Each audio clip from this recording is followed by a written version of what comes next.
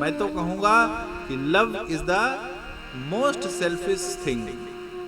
स्वयं को जानिए, और जब स्वयं को क्या जानिए कि स्वयं से थोड़ा प्रेम कीजिए, स्वयं से भी थोड़ा वार्ता कीजिए। भैया ये बड़ी साधारण सी बात है। हम जैसे एक श्रेष्ठ पुरुष, एक श्रेष्ठ व्यक्तित्व जो होता है, उससे सभी लोग प्रभावित हो। हर किसी का अपना अपना इष्ट होता है, परंतु वो इष्ट वैसा जीवन जी लिया होता है और वो जीवन से प्रभावित होकर हम उसको अपना इष्ट मानते हैं। इसका अभिप्राय क्या हुआ कि सबसे पहले वो सेल्फिश था। जो भी इष्ट हो पहले सेल्फिश थे। क्यों? क्योंकि जब हम भर जाएंगे, जिस प्रकार जब नदियां भर जाती हैं तभी जाकर जल प्रवाह सतह से बाहर फैलता है, उसी प्रकार है जब हम क्या हो जाएंगे, हम प्रसन्न चित्त रहेंगे, हम शांति से रहेंगे, हमारे अंदर दया होगी, हमारे अंदर शील होगा, तो स्वतः ही बिना किसी प्रयास के ये ओवरफ्लो हो जाएगा। और जिस प्रकार जब ओवरफ्लो हो जाएगा तो बिना चाहे ही ये सारे समाज को बांटने लगेगा। इसीलिए कहा गया है love is the most selfish thing. अब आप कहेंगे स्वार्थी कह रहे हैं आप। जी हाँ, जब आपके अंदर प्रेम करुणा दया होगी तभी वो प्रेम करुणा दया ओवरफ्लो होगी, और जब वो ओवरफ्लो होगी तो आपको कुछ बताने की आवश्यकता नहीं है, स्वतः ही आप लुटाते हुए चलेंगे। और क्या है इस जगत में, इसीलिए बाबा कहते हैं सखा परम परमारथ हो, सखा परम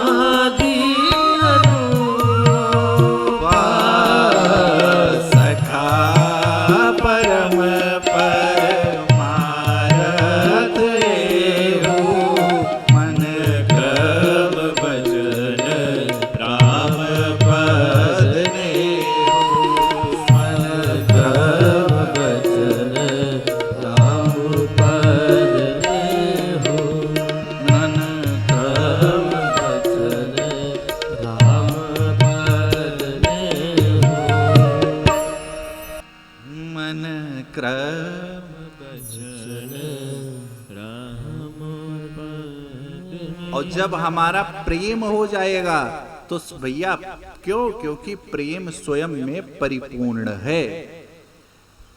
सारी और सारी जितने भी क्रम बताए गए हैं भक्ति के, जीवन के, जितने भी भौतिक संसार में भी, आप भौतिक संसार में भी क्यों? क्योंकि प्रेम की अवस्था में आते आते बहुत सारे कांटे हैं, और उन सब कांटों के ऊपर जब आप आ जाते हैं तो उस अवस्था का नाम है प्रेम। भौतिक में भी आप किसी से यदि प्रेम करते हैं तो यदि उसके किसी व्यवहार से आपको कष्ट कितना होता है, परंतु आपका जब प्रेम ऊर्ध्वगामी होता है तो उन सब व्यवहारों को आप गौड़ कर देते हैं, उन सब व्यवहारों को आप भूल जाते हैं। क्यों? क्योंकि भैया प्रेम स्वयं में परिपूर्ण है, सारी साधना का फल प्रेम है। और प्रेमी जीव ना कभी उदास होता है, ना कभी दुखी होता है, और कहें तो प्रेमी जीव ना कभी सुखी होता है। अब आप कहेंगे ये क्या कह रहे हैं? जी हां, ना सुखी होता है भैया और ना दुखी होता है भैया, तो क्या कहता है? वो तो मस्त होता है। और जो मस्त होता है वो अपने आराध्य से संबंध स्थापित कर लेता है, और जब वो मस्त होता है तो अपने आराध्य से जो वो चाहता है वो करवाता है। और वो कभी भी भौतिक जगत का कोई कार्य नहीं करवाता। कभी उनको गाना सुनाता है तो कभी उनसे गाना सुनता है, कभी उनको नाच करके ठुमुक ठुमुक कर दिखाता है तो उनसे कहता है प्रभु नाचो। और उस अवस्था का नाम है मीरा, उस अवस्था का नाम है तुलसी। और वो अवस्था बियॉन्ड इंटेलेक्ट है, बियॉन्ड इंटेलेक्ट। वो अवस्था आपकी बुद्धि से परे है। उस अवस्था में मेडिटेशन, कंसंट्रेशन, पूजा पाठ, ये सब एक तरफ। भैया वही बात कर पाता है और वही कुछ कर पाता है जिस पर सोई जानहि जेहि देहु जनाय। जासु कृपा अस भ्रम मिट जाय, जासु कृपा अस भ्रम मिट जाय। गिरिजा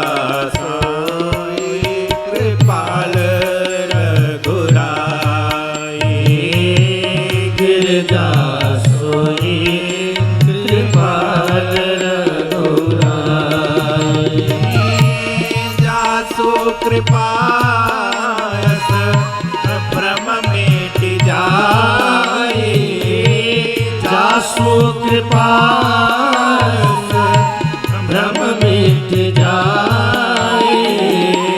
गिरिजा सोई कृपाल रघुराई, गिरिजा सोई कृपाल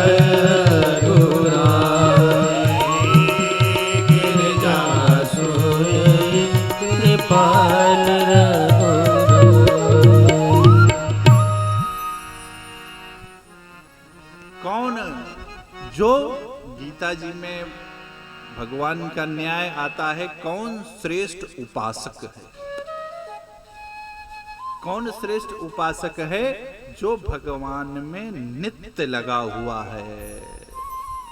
किसका भ्रम मिट गया? इसको रघुनाथ जी का आश्रय हो गया है। और किसको आश्रय हो गया?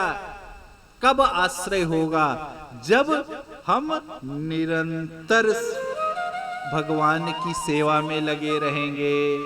गीता जी के 12वें अध्याय के दूसरे श्लोक का है मयया वैश्य मनो ये, मयया वैश्य मनो ये, माम नित्य युक्ता उपासते, श्रद्धा परयोपेतास्ते में युक्तमा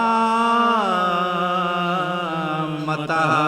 गीता जी के 12वें अध्याय का दूसरा श्लोक है मयया वैश्य मनो ये, माम नित्य युक्ता उपासते, श्रद्धा परयोपेतास्ते में युक्तमा मता।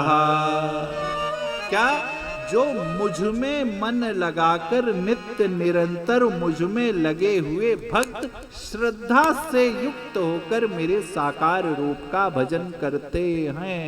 फिर से सुनिएगा, मुझ में मन लगाकर निरंतर नित्य कैसी भक्ति? श्रद्धा से, श्रद्धा युक्त, क्योंकि अश्रद्धा युक्त किया गया, भगवद गीता जी का ही न्याय है, सारे जप तप का कोई फल नहीं है, और श्रद्धा से किया गया छोटा प्रयास भी भगवान के सन्मुख कर देता है। इसीलिए भगवान क्या कहते हैं? जो निरंतर लगा हुआ है और क्या श्रद्धा के साथ क्या मेरे साकार, देखो अगुण ही सगुण ही नहीं कछु भेदा।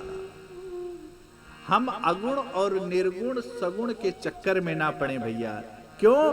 क्योंकि ज्ञानी क्या करता है? ज्ञानी का काम है, ज्ञानी अज्ञानता को मिटा देता है। ज्ञानी कभी आसक्ति को नहीं मिटाता। ये रुपया है 10 रुपए, ये आपको जानकर ये पता चल जाएगा कि ये 10 रुपए हैं, परंतु उस रुपए में आपकी आसक्ति कैसे जाएगी? क्योंकि आसक्ति ज्ञान नहीं मिटा सकता भैया। क्यों? क्योंकि ज्ञान स्वयं को आनंद देता है, तो वो आसक्ति कौन मिटा सकता है? तो वो आसक्ति कोई भक्त मिटा सकता है। क्यों? क्योंकि भक्त आनंद को लुटाते हुए चलता है। और भैया जो भक्त का रस है वो तो पीता है और पिलाता है और नाचते हुए चलता है। श्री चैतन्य महाप्रभु के आप सब जानते हैं, कलि तत्थै कलो तत्थै कलो तत्थै चकी गतनम गतिरम्यताम गतिरम्यताम गतिरम्यताम। क्योंकि वस्तु के आकर्षण में जो आनंद है वो वस्तु की प्राप्ति के बाद नहीं है। क्या? वस्तु के आकर्षण में जो आनंद है वो वस्तु के प्राप्ति के बाद नहीं है। इसीलिए भैया भक्त नाचता फिरता घूमता, ना वो सुखी रहता है ना वो दुखी रहता है, तो वो क्या रहता है? वो मदमस्त रहता है। इन मस्तों की बस्ती आता है कोई कोई, इन मस्तों की बस्ती क्या रोती है सारी दुनिया, रोती है सारी दुनिया। अरे गाता है कोई कोई, इन मस्तों की बस्ती में आता है कोई कोई, रोती है सारी दुनिया। अरे गाता है कोई कोई। और प्रमाण दे रहे हैं बाबा, बोले भी हंसी महेश तब ज्ञानी मोढ़ न कोई, जेहि जस रघुपत करहि जब, तेहि सो तस तेहि छन होय, सो तस तेहि छन होय।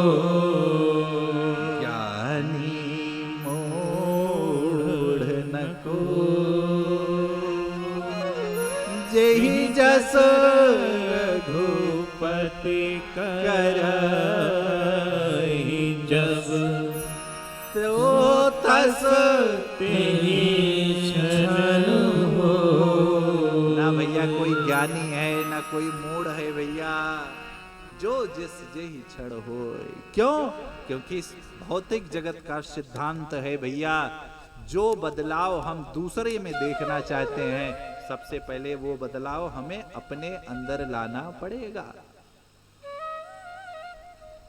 मनुष्य क्या करता है उसका वैसा ही जीवन होता है जैसा उसके आसपास लोग रहते हैं। जैसे आपके बच्चे का संस्कार वही होगा जैसा आपके परिवार का संस्कार है। बड़ी सीधी सी परिभाषा है। जो बदलाव आप दूसरे में देखना चाहते हैं वो बदलाव आप अपने अंदर लाइए।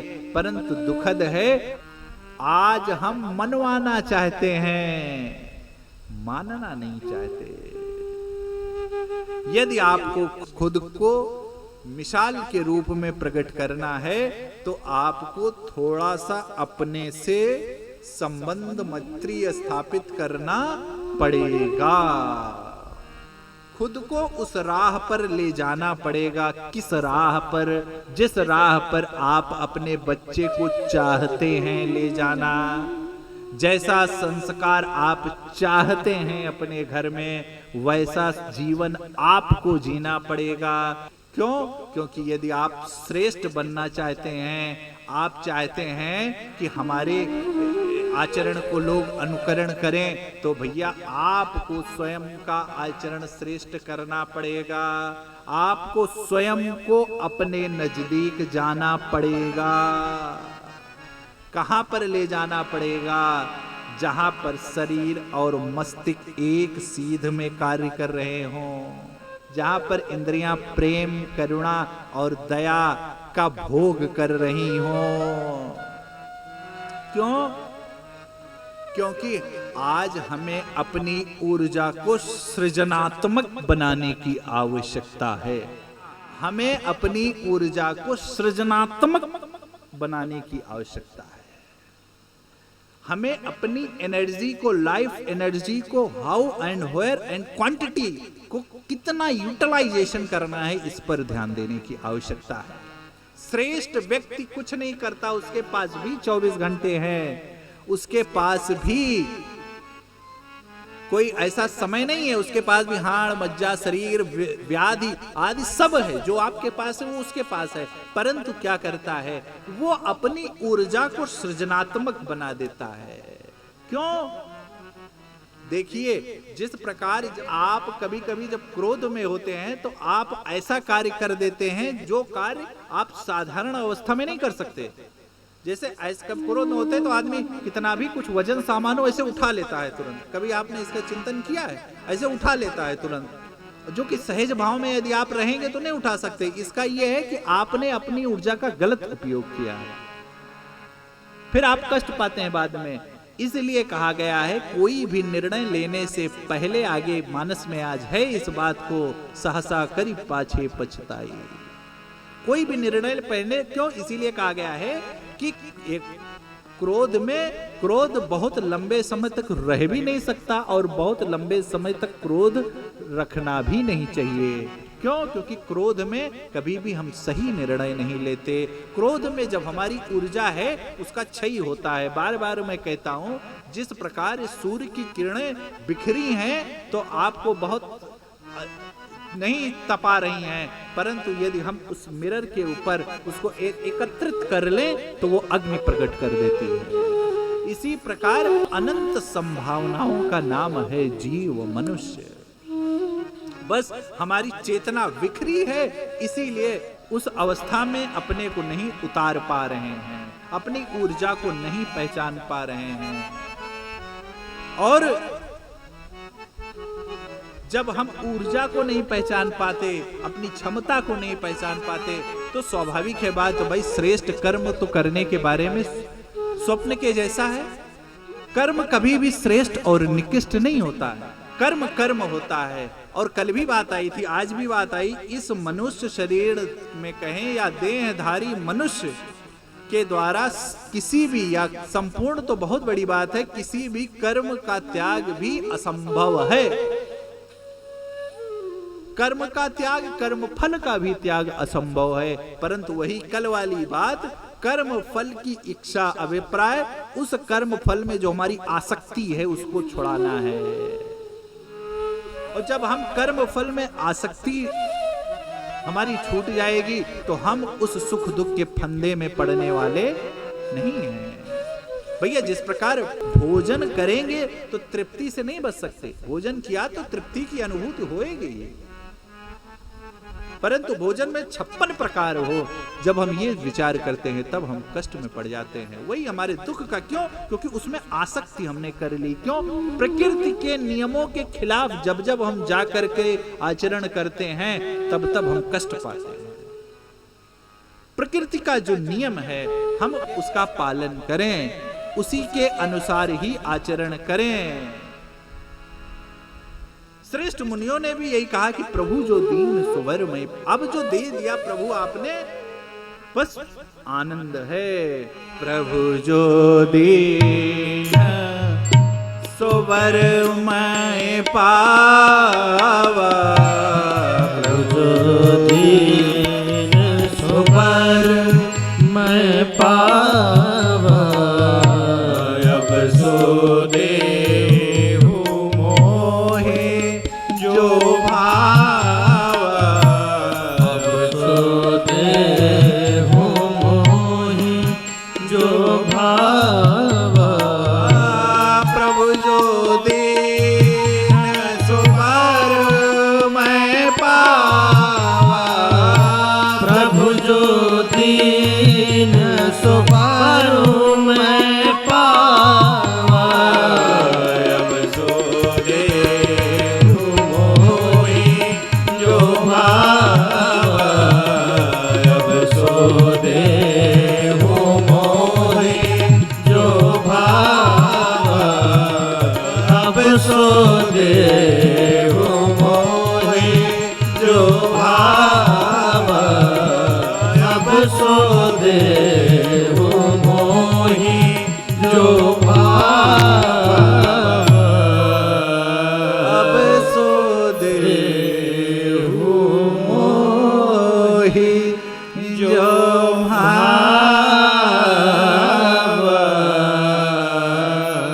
अब सो देहु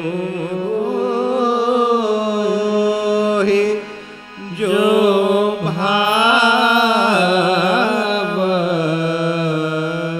और क्या वर मांगते हैं सुतीक्षण जी, जब श्रेष्ठ ये मांग रहे हैं तो क्या मांगते हैं? अनुज जानकी सहित प्रभु, अरे चापवान धर राम, मम हिय गगन इंदु बस